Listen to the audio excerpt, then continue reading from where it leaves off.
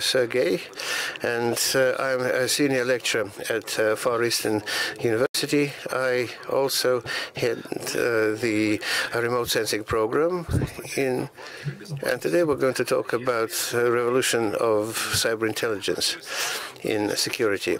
In simple words, what AI and machine learning is used for in security, it's to identify faces, spawn face, protect from phishing.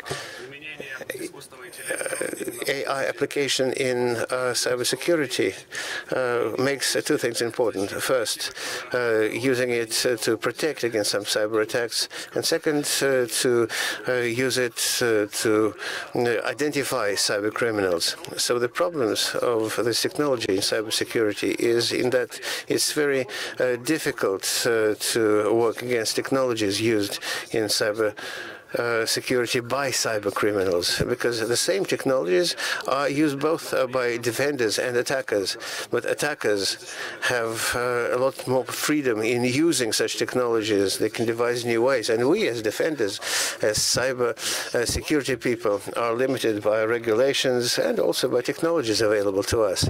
The first thing that needs to be discussed is face recognition systems and problems, challenges that they have.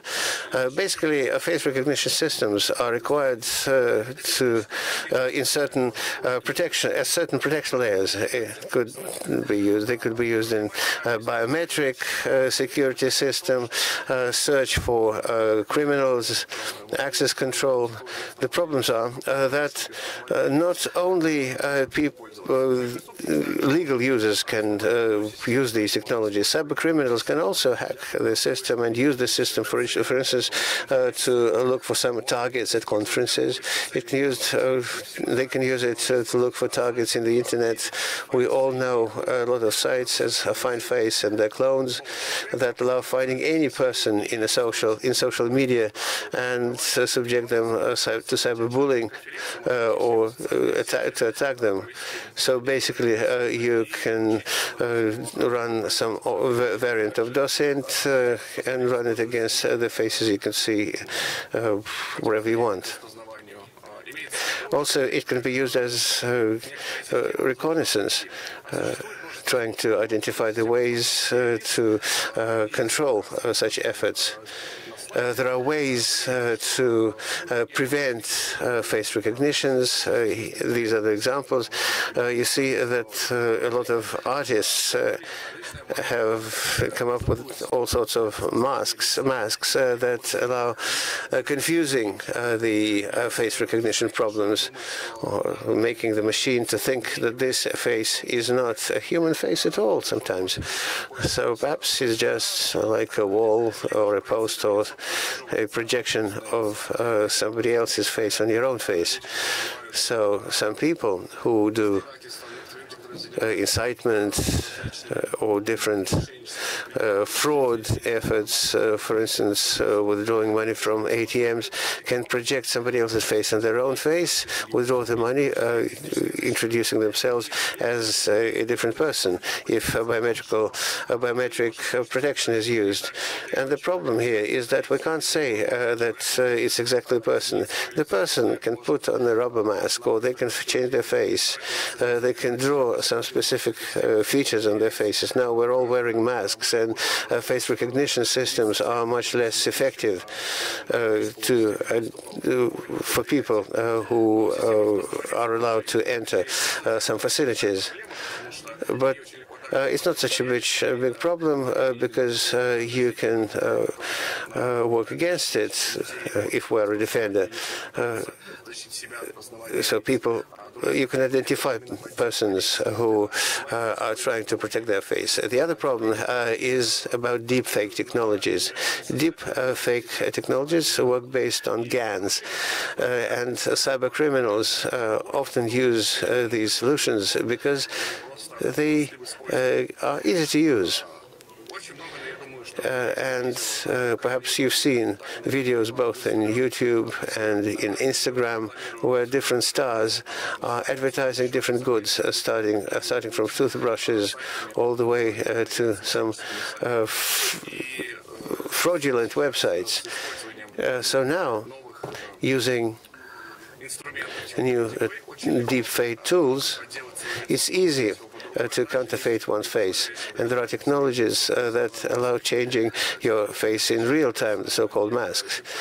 This perhaps is not part of deepfake, it's more about working with masks, but the mere fact of using similar technologies allow fraudsters to change their faces in real-time conferences, in Skype conferences, in all sorts of streams and broadcasts. This is a way to counterfeit any face and compromise this person, and therein lies a big problem because it's very difficult to fight this. Recently, there was a contest to identify deepfaked faces, but the accuracy was very low because there are not enough data sets with good deepfake where faces would be couldn't be differentiated from the real ones. So the criminals can get away with these efforts. Another option is about a cyber fraud, voice fraud. One of the best-known attacks in vote cloning was run against a British energy company, and the damage was estimated 220,000 euros. So the essence of the attacks was that the phishers, people who were making spam calls, so-called organization to the accountant, and with their voice, using a special program, told her to transfer funds to a special account because she heard the voice of her own boss. She heard his speech, the way it sounds, all the intonations. It was fully cloned, and she had no doubts that it was her boss, and she made the transfer. And so the problem of AI using voice phishing is that many criminals who use ready-made tools, not maybe knowing how they work, can still use them. A lot of you have heard about the calls allegedly from Sberbank, where it was imitated, simulated that the call was being made from an office. And it's a big problem. Another problem related to cybersecurity and the evolution of using AI, machine learning in it, is about manipulating the user opinions. Many of you must have heard about the Cambridge Analytica company that was collecting the data about users, and based on this data analyzed their behavior, offering them content that would affect their opinion. So the AI system, both for attackers and defenders, can apply the portraits of the user either to identify them or to somehow manipulate them. Initially, the technology was used in marketing in order to achieve better targeting in selling products then. But the problem is that this technology may not only be used by marketing people, but also by fraudsters. And the problem of fighting this technology is in that it's difficult to identify when an attack is run on a person. For instance, you can assemble the complete profile of a user, all information about them, and this way affects or offer them information that will affect their opinion, their estimation of certain events, change their attitude to something. Knowing just a little information, their pictures, their comments, what they like, what they repost, their gender, their age, you can identify a lot of things: their social group, their social status, sexual orientation, religion, political preferences, and which means that this means that you can affect what they're going to do, their opinion. And cyber fraudsters unfortunately use that. But based on the same systems that identify a user profile, there are systems to forestall such activities, closing the loop, because it's also a problem because the user finds itself in their own information bubble, but unfortunately there are no other ways out of that. So the problem with technology is used by criminals and defenders is that they are the same tools. So both criminals and defenders use them. Red teams and blue teams use them. SOCs use them. These are systems that look for vulnerabilities. There are a lot of solutions that allow looking for vulnerabilities in the software, in websites, in different media, simulate a user or do the phishing. And the same system are used by fraudsters to brute force passwords, to do other things.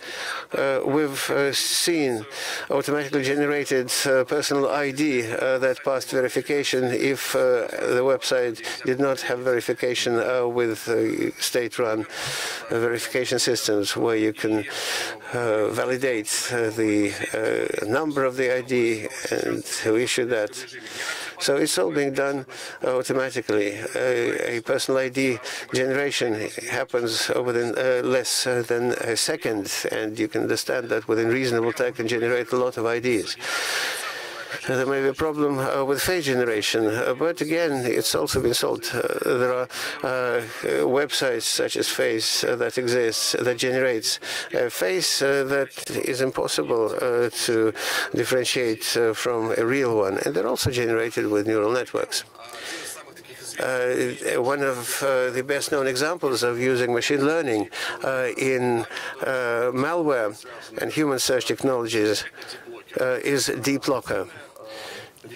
A special virus was developed in such a way that it could activate only when the user would open up the application or sit down in front of the computer. For instance, this device, PC or laptop, can be used by several users, but you want to spawn spoof data from one of such users, like, for instance, CEO or Chief Security Officer. So we analyze the activities of each user and try to identify which user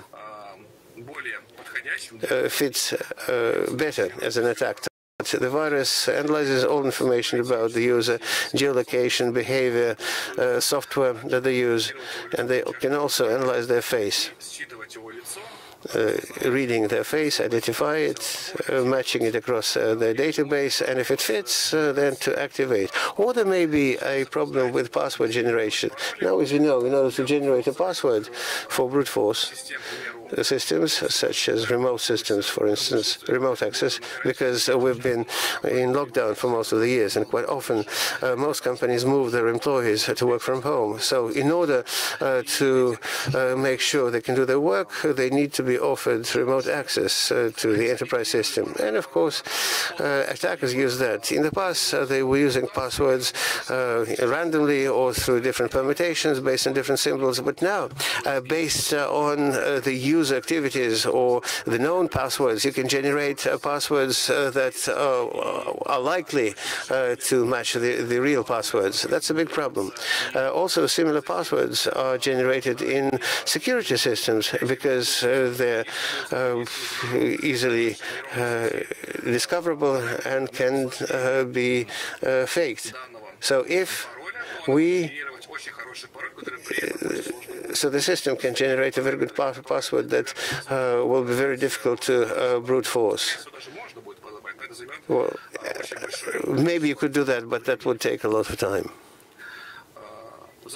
In conclusion, I actually have a lot to say, but the security problems, the problems of how AI is developing, are closely related to user data. A lot of companies do not allow issuing user data outside because fraudsters can use them.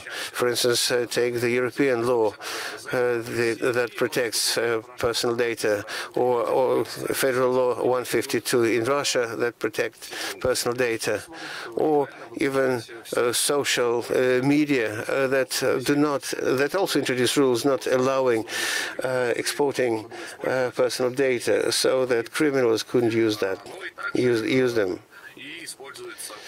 AI is also used to identify personal incidents. This is now the most promising area, developing very fast, where we use our technologies of machine learning to look for some outlier activity, to identify certain incidents in log files, to detect malicious information, viruses, and malicious activity. At the same time, security systems can build neural networks to construct protection systems. It's a bit of a recursion, but it's an exciting subject. We create such AI systems for security that allow setting up the security system in a company or in your own PC in such a way that you could block any malicious activity. Take companies like Kaspersky Lab. They use AI in order to analyze viruses so that the user couldn't so even if you don't have it in a database, you can identify it by its behavior. Physical access control by face recognition or by voice, or two-factor authentication, or also notifying the user about phishing attacks, which happens quite often. So the only way to fight phishing attacks is through training people and educating them that you shouldn't respond to strange calls, you shouldn't pass the information to the users. It doesn't always work. Sometimes fraudsters can simulate the right person's voice, the phone, and everything will look good, but they will still remain criminals. So use to track all the different channels, phone or in SMS or Messenger. AI systems develop very fast in cybersecurity and have already been applied there for more than 10 years. But now it's a peak of activity because new technologies arrive, new ways to solve problems arrive. And partly because attackers started to use AI, and that happened quite recently. So defenders are forced to use your AI more and more for protection. So I would like to thank all of you for listening to me. I'm waiting for your questions. Sergey, thank you very much for the exciting presentation. I think that you voiced perhaps the biggest fears of simple people related to AI.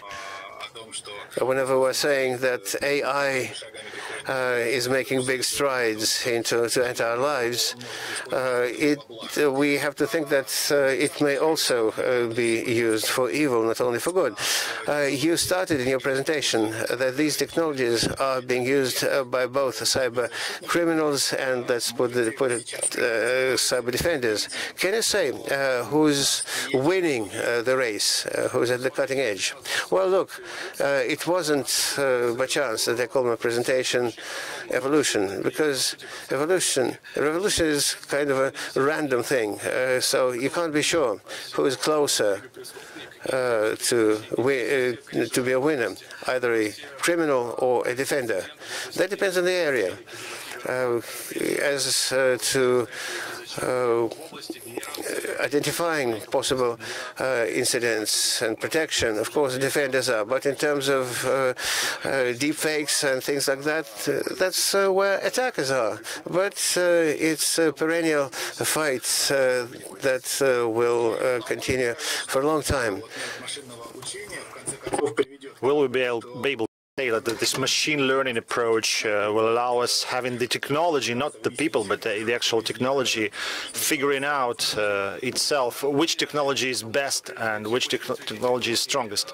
Yes, most probably, with the current state of technology, in 15-20 years, it will no longer be required that a human being should be involved in all these processes, rather than those cases when direct human involvement will be required.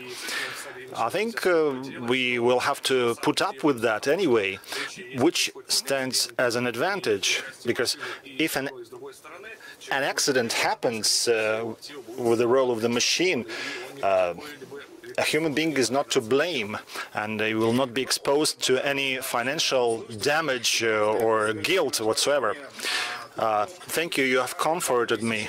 What would be the 3 rules that simple people will have to stick to in order not to be caught by attackers? First of all, you should not be trusting anyone or anything. No video recordings, no commercials, because commercials can be easily generated. You should not trust strange phone calls. For example, if you would like to call your bank operator, you will have to use bank app instead, and you'll have to use very strong protected passwords with the 2-level authentication, which will help big companies prevent and analyze possible attacks. Thank you very much for your interesting presentation.